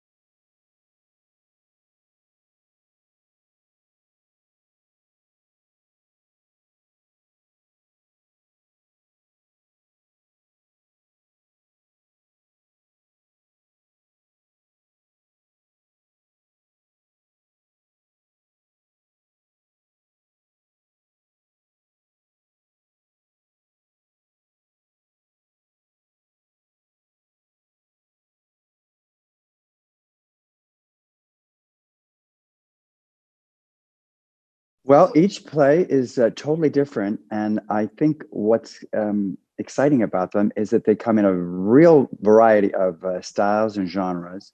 We, all we did was pick the playwrights from the pitches that we received, and the zip codes, and we wanted zip codes from all over Los Angeles, and then we let the writers do what they wanted. There was no other note from us except for to, again, strengthen their voice and make their voice as clear as possible. So we have some magical realism, and we have some historical fiction, and we have some things that are based on true stories, and we've got a little piece of satire. So they're all different. As you travel around Los Angeles, not only will you be moving between different geographical locations, but you'll be moving through different genres. I think that's really exciting. You can listen to the zip code plays in any order, but we have an order that we kind of put them in. So the first play is South Central by Kari Wyatt, South Central Los Angeles. And it is a piece set in 1953 when Central Avenue had just coming off of being a thriving neighborhood and just beginning to change. And it's a really interesting historical piece that talks about race relations in Los Angeles and in the world. I think it's funny. It's a little dark. It's a little sexy, and it touches on an interesting history of Los Angeles that a lot of people wouldn't know.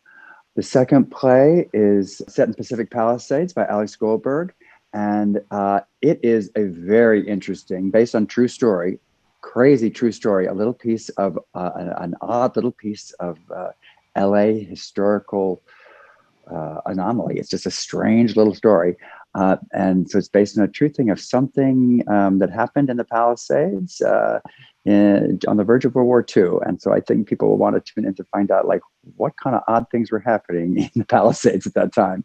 The third play is Santa Monica by Naina Agrawal, and it is a satirical piece based on a true thing that happened to her, an actual event that happened to her in Santa Monica. And it really just pokes fun at the kind of pretensions that one finds in Los Angeles and some of those stereotypes about Los Angeles that, are a little bit true.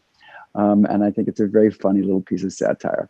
The fourth play is set in Westwood, and it is by Deb Height, and it is it's in an interesting genre of like found materials. It is items that have been tape recordings that have been found in an FBI file on a woman who's become a new protester in the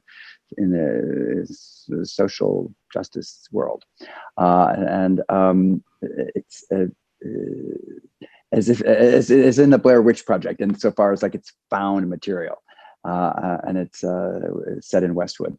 The next play is set in Sun Valley, and it's by Steve Serpus, and it is a really interesting relationship story between two people.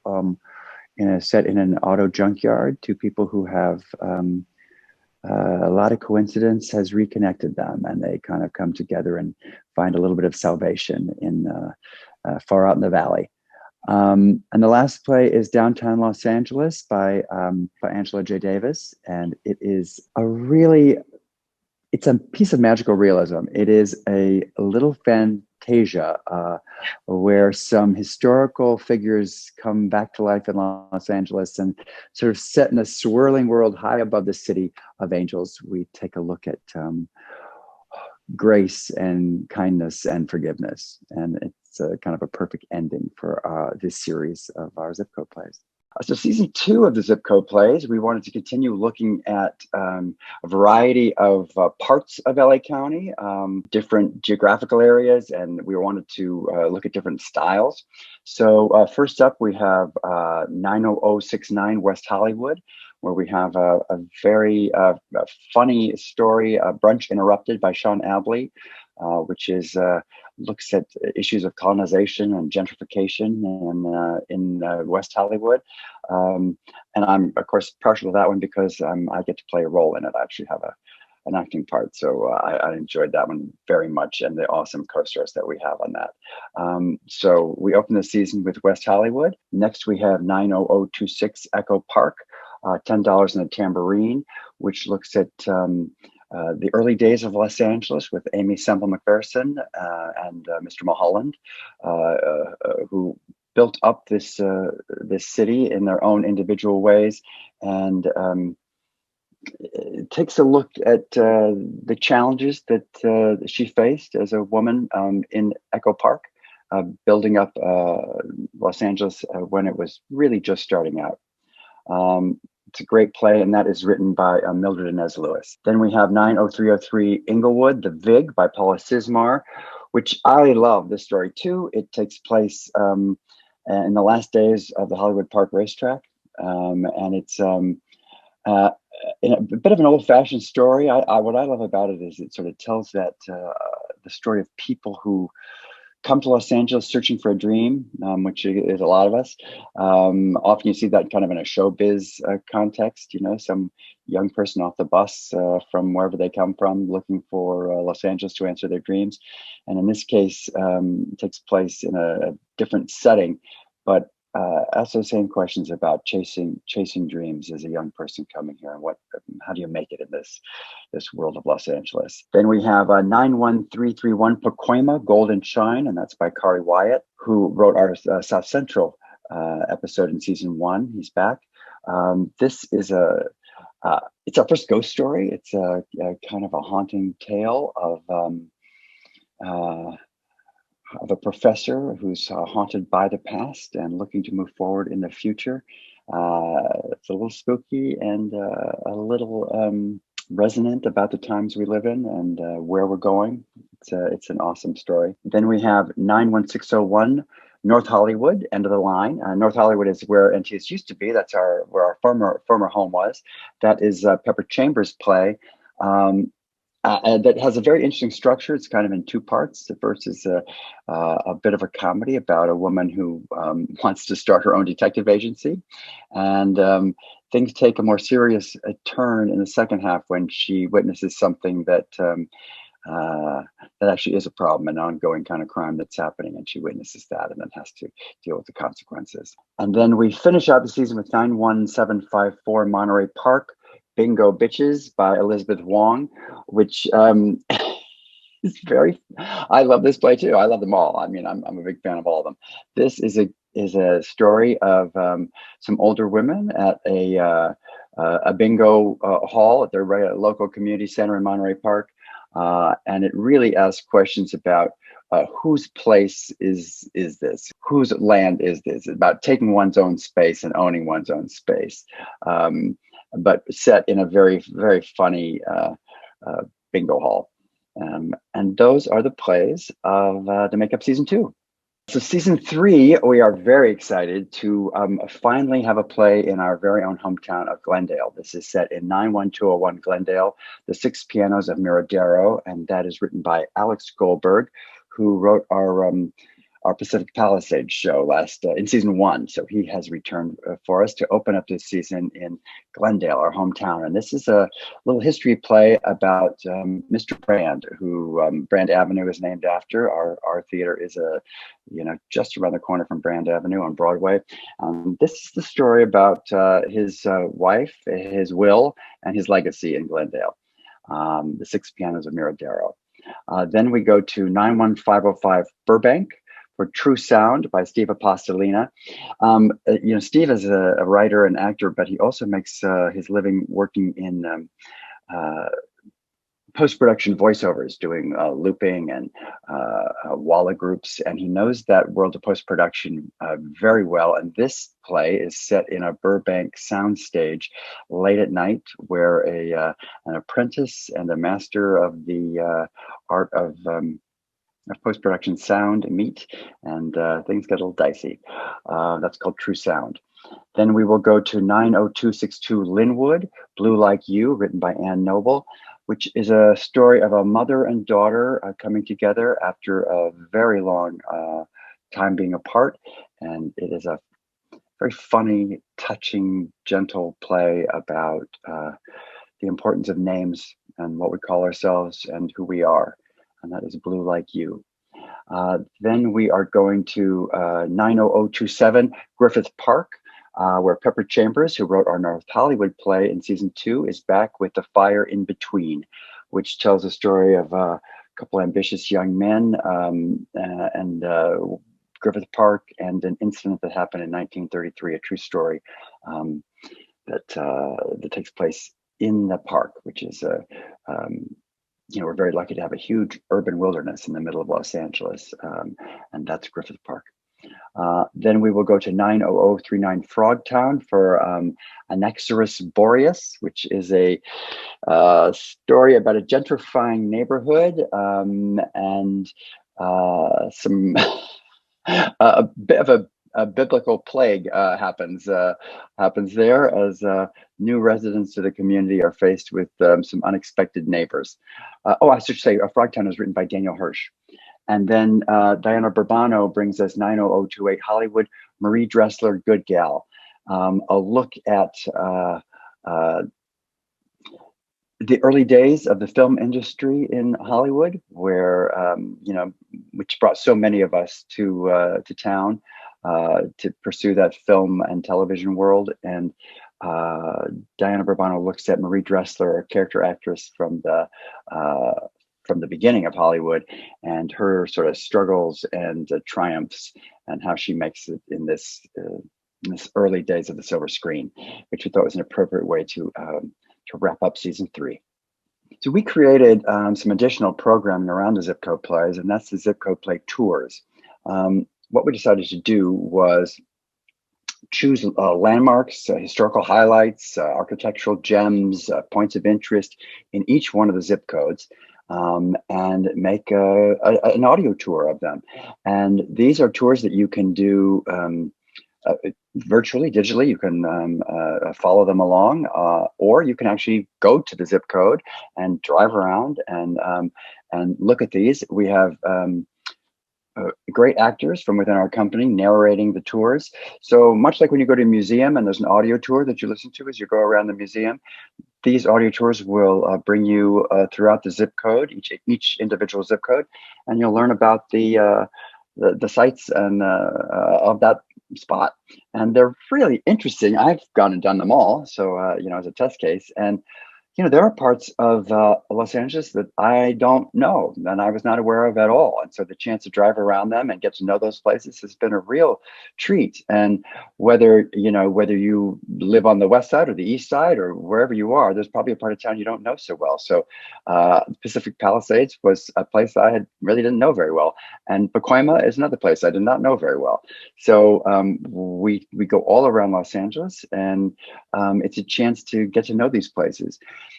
When we first released them, it was right during a lockdown that had come up. So we were recommending to everyone that they do them virtually and give them a listen, and you can see pictures and listen to the explanations of the places. But I think now people are careful and take caution. They should be able to go around and do these in person as well.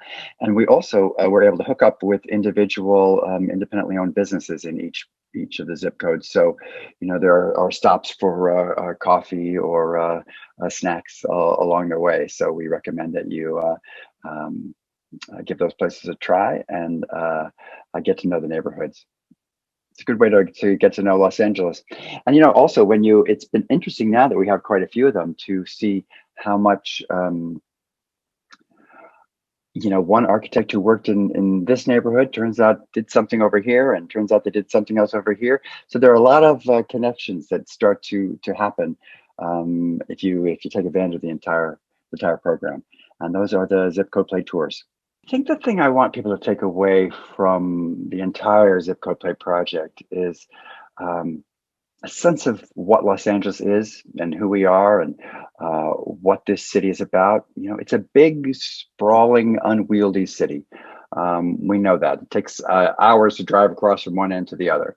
And it can be a place that is isolating in some ways. You don't run into people necessarily in the same way you do on the streets of New York or something. But when we put all these pieces together, and you hear now we have 18 zip code plays, when you hear them in their entirety, you start to really get a sense of how this city is as a whole, and all the unique pieces that make it up. And as a theater that wants to serve our community here, I think it's really important that we get to know Los Angeles better. And I think this will help people get to know Los Angeles better. I think people need to hear them because Well, for one, the talent and the caliber of the writing and the casts are incredible. I don't think anybody will be disappointed. I think anyone who listens to one will want to hear another. They're a maximum a half hour long, so it's a nice bite-sized piece for your walk or for your cleaning the kitchen or the garage, folding the laundry. It's a perfect way to spend a little time immersed in another world. And yeah, there's no reason not to. And they're free. In some ways, it's hard to say why theater is so important to the structure of a community when there are obviously medical issues and that there are severe problems in the world, right now, and maybe always. But I don't think we can put art aside and just say it's not worth anything. I think that artists change the culture. They change the topic of conversation. They move the meter on where people are in the world. I don't know. Everyone has their own opinion about what art can do and the power of art to make social change, to speak out about important topics. My personal experience has shown me, or what interests me, I guess, is telling true stories, shining a light on voices that we have not heard, looking at issues from all sides and allowing audiences to take what they will. I'm not as big a fan of preaching to the audience as I am to presenting stories about people's humanity, different characters' humanity, whether those things are, not are good, bad, or indifferent. To talk about the complexities of the human character, of humanity, and letting people draw their own conclusions from that. I know that art has affected my life in every way. I think that is true for a lot of young people coming up. I think it's true for older people who are asking questions about what's life mean. And by the way, anybody who's asking questions about what does life mean, art is there to shine a light on that and to delve into those difficult questions. And I wouldn't want to live in a society where that was not important. So while there are all kinds of causes out there that need help, I think supporting art is a very noble and exciting and challenging way to spend one's time. Well, there are always ways for people to get involved with Antaeus, whether they are subscribers, donors, audience members. We are always looking to invite you to get involved. I think Antaeus is a real community. I think it's a place where people come together and feel like it's their artistic home. We're small enough that there's an intimacy, but large enough that there's some structure to what we're doing, and a big enough tent that everyone is welcome. So I would encourage people to get involved by listening to the Zip Code Plays, by checking out the website, antaeus.org. Come and see what we're doing. When we're back in person, for sure, come and see what we're doing. There's always a place to be a part of this, and I hope that we are able to create a bigger and more embracing home for everybody, whether they are in the audience, whether they are working behind the scenes, whether they're working front of house, whatever they're doing. This is a place where like-minded people come together. And somebody said that a theater should be like a town square where we all kind of come together and talk about things and hash out ideas and share thoughts. And I like that idea. Hi, I'm Bill Brocktrop. I'm the artistic director of Antaeus Theatre Company. And we invite you to check out our website and everything going on at antaeus.org and become a part of what we're doing. Thank you so much.